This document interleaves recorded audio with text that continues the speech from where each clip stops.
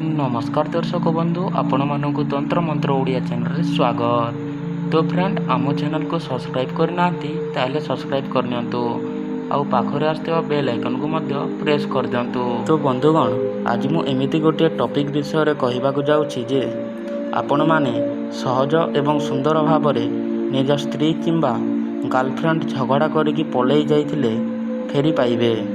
जो मैंने आम भिडियो गुड़ाक देखुंटे हेले यही कार्य करें से विशेष सूचना सर्वजन वशीकरण सर्वकार्य सिद्धि सर्वमोहिनी स्वामी वशीकरण संभोग वशीकरण स्त्री वशीकरण व्यापार वृद्धि शत्रु वशीकरण मोहिनी वशीकरण प्रेम समस्या विवाह समस्या चाकरी समस्या कोर्ट कचहरी समस्या भूत प्रेत समस्या धनवृद्धि एवं नवग्रह पाई आम स्क्रीन रे शो होता नंबर को कॉल करंतु। तो फ्रेंड डेरी न करिकी वीडियोटा को स्टार्ट करवा।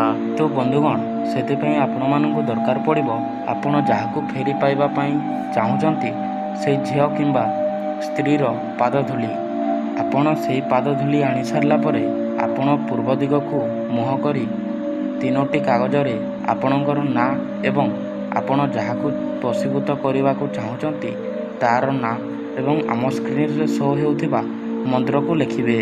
लिखि सारा आम स्क्रीन रे शो होता परी ता पादधूली को सेमिति करिवे एवं सेथिरे आपन को सिंदूर मध्य दरकार पड़िबो। एही मुरुज परी करि सारला परे आम स्क्रीन रे शो होता मंत्र को 7 थर उच्चारण करिवे।